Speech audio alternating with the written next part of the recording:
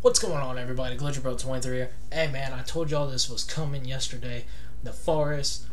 We got two reactions today related to Nepharius. Both revolved around this specific track. Nothing featuring McGwire and Emily Elkins.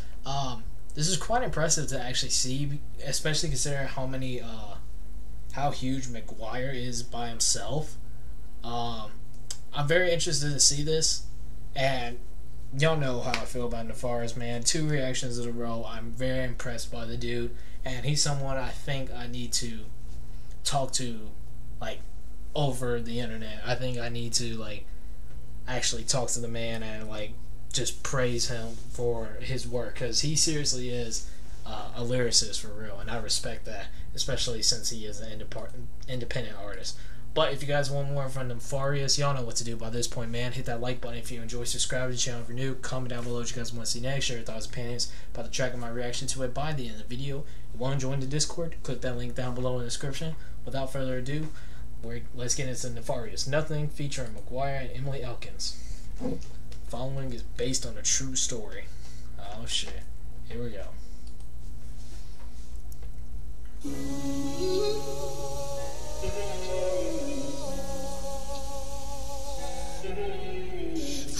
This is gonna be the first time I see what Nepharius looks like, by the way. I just thought about that. Lying on the floor and I can't feel it anymore. I've been broken, I've been beaten, but I still was never leaving. I can't change, but I don't know why I stay. No.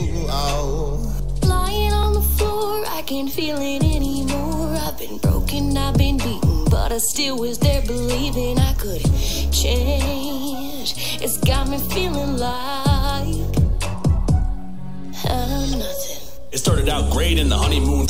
Okay, so that first verse was McGwire, and then the singer right there was Emily Elkins. They're both saying the same thing, basically saying, I thought I could change. Turns out I can't, basically, in a way, though. So it seems like it could be, and I'm just taking off the music video too. Seems like it could be talking about like an abusive relationship, dysfunctional relationship already. You know, my boy Nepharius really is having the deepest voice ever, man. He was Corpse Husband before Corpse Husband. That's crazy. I can't push anymore for the keyboard. It's got me feeling like I gotta give me a keyboard right here now. I'm nothing. It started out great in the honeymoon phase up until one day started coming home late, drunk off his ass looking for a dinner plate. Oh, and if he didn't get it, he would hit her in the face, punch to the gut with a child inside, and he would switch from a loving to a violent guy. He was never a stranger to crossing the line. He would call her useless, looking dead in her eyes. She was always terrible. Snap. So he's kind of talking about how after the honeymoon it kind of started going downhill. He started showing home. He started coming home late from work drunk. He started beating her with the child inside. Shit, man. I wonder if somehow this is going to reflect in a way around him. I don't think Nepharius would do that, but that would definitely be like a cool kind of twist if this was kind of based off the events of his life. Even though he said this is based on a true story, meaning he's witnessed this before, that'd be cool if, well, not cool, but it'd be interesting to hear him admitting to his wrongs like this. With a child inside, and he would switch from a loving to a violent guy. He was never a stranger to crossing the line. He would call her useless, looking dead in her eyes. She was always terrified, way too much to call for help. Bitch, you think this coffee cup is gonna clean itself? Fuck a useless bitch, I'm going out with the guys, and you better not cry, it'll be worse than the last time. He would overpower and insult her on the way down. She would just lay down on the floor face down. He told her to stay down, don't know what to say now. She would just count to prevent another breakdown. 1, this is how it feels to lose power. 2, whoa, hold up. We've seen abusive relationships, dysfunctional relationships before. We've seen men slapping women, women slapping men. But I don't think I've ever seen a punch to the gut like he did just now. And I know the guy actually didn't do it, but you see him clenching his fist, and then next thing you know, you just see the girl's reaction, like, to the pain. Like, Shit, man. Shit.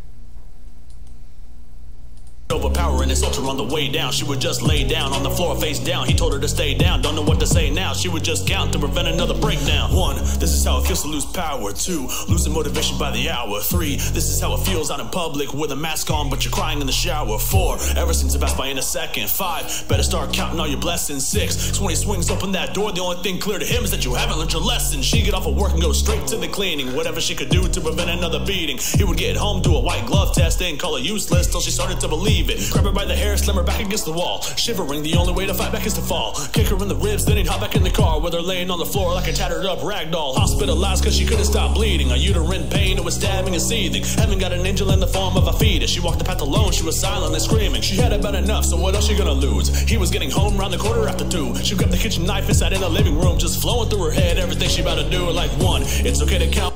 Ah, shit. Ah, fuck. He is. He's on his storytelling on this one, man, and I just, the way he's telling the story, it's like you're being so forced to listen. There are still bars there, but it's more you're just paying close attention to detail about what is specifically being said. You know, saying that she's trying to clean up any mess that's on the floor just to avoid another beating. And after him hitting her rib cage, leaving her eternally bleeding in a hospital, leaving her hospitalized, like, and now she has the knife. She's contemplating what she's gonna do. It can either be 2 outcomes: either she's gonna kill herself, or she's finally gonna kill him. Honestly, I don't know which one I like. I don't know what would be worse. I don't know which one in this case would be worse.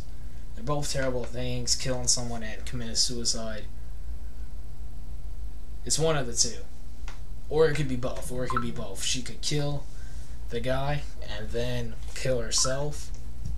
Or in the process of killing the guy, he kills her. I don't know, man, but Nepharius is really killing this one. Knife inside in the living room, just flowing through her head everything she about to do. Like 1, it's okay to count when you're nervous. 2, is what I'm about to do worth it? 3, I'm about to vomit in the sink cause this whole counting thing, man, it isn't fucking working. 4, how long am I sitting on the couch? 5, how long's it gonna be out the house? 6, I can barely take it anymore. I got my eyes on the door and I'm ready to pounce like Lying on the floor and I can't feel it anymore. I've been broken, I've been bleeding, but I still was never leaving. I can't change, but I don't know why I stay. No. Next day she awoke to find he never made it home. Apparently he died of a heroin overdose. Ironically she was saved by the Grim Reaper, an opportunity to take back her life purpose. She couldn't do. Damn. He said next morning he never even showed up. He died of a heroin overdose. And now she's kind of, in a way, relieved. He said she's dancing with the Grim Reaper. The devil. Demon of sort. You know what I mean? Like she feels a sense of relief that the pain's over now. But it's terrible to be upset that someone's dead. Or it's terrible to be happy that someone's dead. You know what I mean? Whether they were a shitty person or not, it's not a good thing to be happy, like wish death upon someone. Never really is. No matter what somebody does to you, it's not a good thing to wish death upon someone. Apparently he died of a heroin overdose. Ironically she was saved by the Grim Reaper, an opportunity to take back her life purpose. She couldn't do a thing but let a sigh of relief. She couldn't believe she was finally free. Karma got to him, now he's burning in hell. She said I hope they give him the nightmare he gave me. Damn, I just saw the bruises.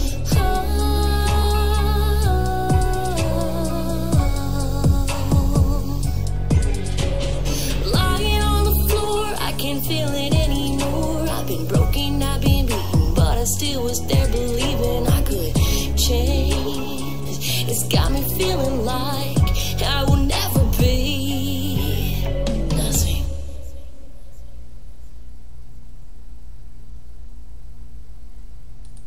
There's a lot of people that really do need that hotline, so shout out to Nepharius for not only the story itself, but just for putting that hotline towards the end. It's terrible that there are really so many abusive, domestic, violent relationships like this, especially in America. Like, it's like a 50-50 shot of finding a family, or a man and woman, or a couple in general who's been through domestic violence before. Like, I'm thankful my parents aren't like that, but I do know some friends, parents who are like that.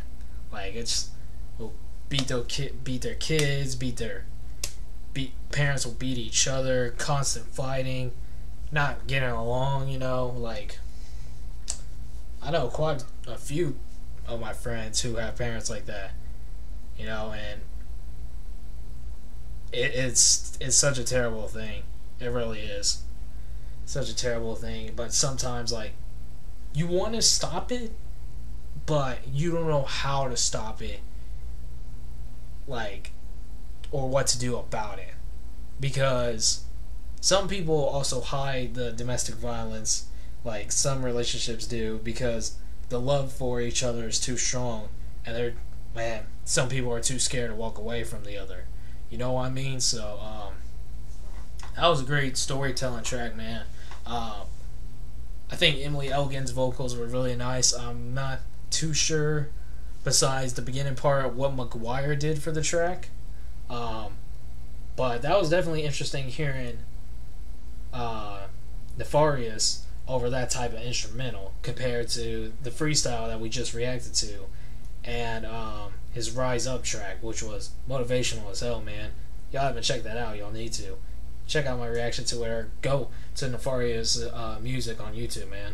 But other than that, thank you guys so much for watching. Like I said, there's going to be one more reaction to Nepharius that's related to this track, so stay tuned for that. But other than that, thank you all for watching. If you guys enjoy, hit that like, subscribe, comment, share this with more people. If you guys want to join the Discord, click the link down below in the description. But other than that, thank you guys so much for watching. See you guys next time.